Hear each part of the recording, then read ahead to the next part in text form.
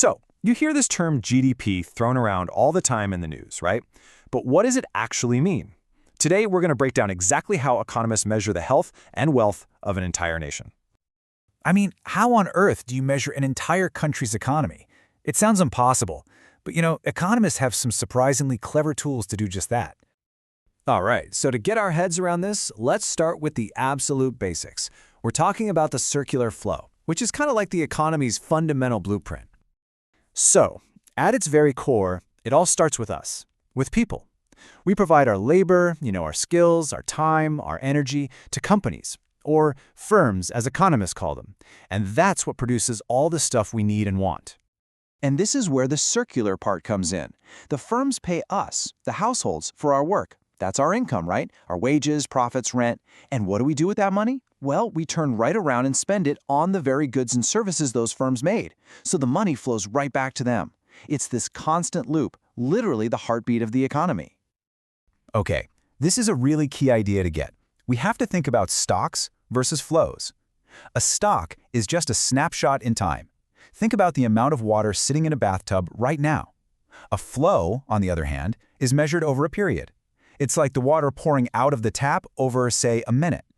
National income, GDP, it's a flow. That's why you always hear it reported as GDP for the year or for the quarter. It only makes sense when you measure it over time. So, keeping that idea of a circular flow in mind, let's dig into the big one, the number you always hear about, GDP. Now, look at this definition. The most important word here, and I mean the most important, is final. Why? Well, think about it. If you counted the value of the steel for a car, then the tires, then the engine, and then you counted the value of the finished car, you'd be counting the same value multiple times, right? So we only count the final product to avoid that. This little example here with the farmer and the baker makes it super clear. So the farmer grows wheat. Let's say they create 100 rupees of value out of basically thin air, right? Now the baker comes along. They buy 50 rupees worth of that wheat to make bread, and they sell the final loaf for 200. So what's the baker's value added? It's the difference, 150 rupees. To get the GDP, you just add up the value added at each stage. The farmer's 100 plus the baker's 150. That gives you 250. See? This way, that 50 rupees of wheat doesn't get counted twice. What's really cool is that there are actually 3 different ways to get to that same number. You can look at it from the production side, adding up all the value added, like we just did, or you can look at it from the expenditure side, adding up all the money everyone spent. Or finally, you can look at it from the income side, adding up all the wages, profits, and rent that were earned. And here's the beautiful part. They have to be the same. It's just simple logic. Every dollar that someone spends on a product has to become a dollar of income for someone else. And that dollar, well, it represents the value of what was just produced. Production equals expenditure equals income. It all fits together perfectly. Exactly. So the big takeaway here is that it doesn't matter which path you take, whether you measure what's made, what's spent, or what's earned, you always arrive at the same final destination, the GDP figure. It's a really neat, self-contained system. Okay, so GDP might be the head of the household, but it's not the only number in the family. There are a bunch of other related figures that actually give us a more detailed, a more nuanced picture of what's going on in an economy.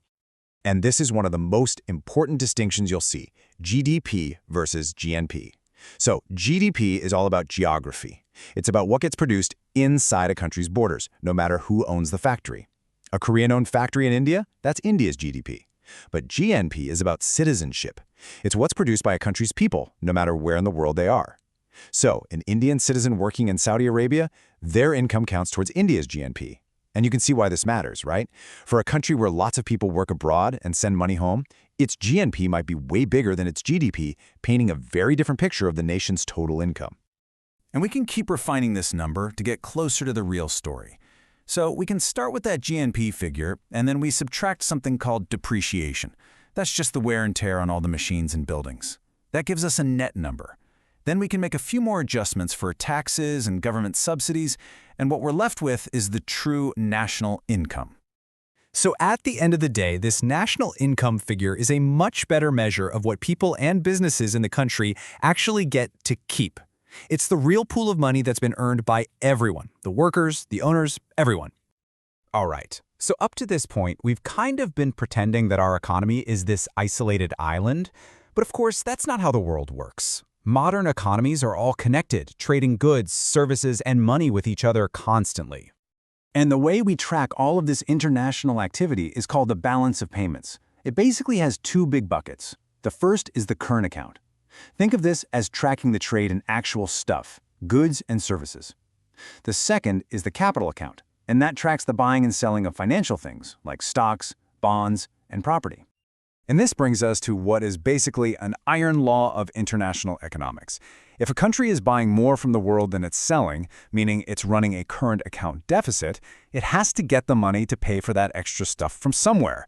And that somewhere is the capital account surplus. It means the country is either borrowing money from foreigners or selling its assets to them. It's a fundamental rule. The two accounts have to balance out. But wait a second, how can you even trade if everyone's using a different currency? Well, for that, you need a price to convert one to the other, and we call that an exchange rate. It's really just the price of one currency in terms of another. It tells you, for example, how many rupees it costs to buy $1. This is the number that stitches all the world's economies together. Now here's a really cool, powerful idea called purchasing power parity. The theory goes that in the long run, exchange rates should naturally adjust so that a product costs roughly the same everywhere. So if a t-shirt costs $8 in the US and 400 rupees in India, the exchange rate should drift towards 50 rupees per dollar. It's this idea of one price, one value, all across the globe. Okay, so we've seen just how clever and logical this whole GDP framework is, but, and this is a big but, as a scorecard for a nation's actual well-being, it's really not perfect. Yeah, GDP has some huge blind spots. For one, it tells you nothing about distribution. A country's GDP could be soaring, but if all that money is going to a tiny handful of people, most of the population could actually be getting poorer.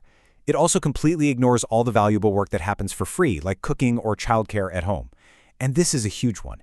It doesn't account for negative side effects, what economists call externalities. So a factory might pump out a ton of pollution. GDP counts the value of the stuff the factory makes, but it does absolutely nothing to subtract the cost of that pollution, which is obviously harming people's well-being. And that really leaves us with the big question that economists and leaders all over the world are grappling with today. If GDP is such an incomplete scorecard, if it misses so much of what actually makes life good, then how should we be measuring a nation's success? Finding the answer to that, well, that's the next great challenge in understanding what the wealth of nations truly means.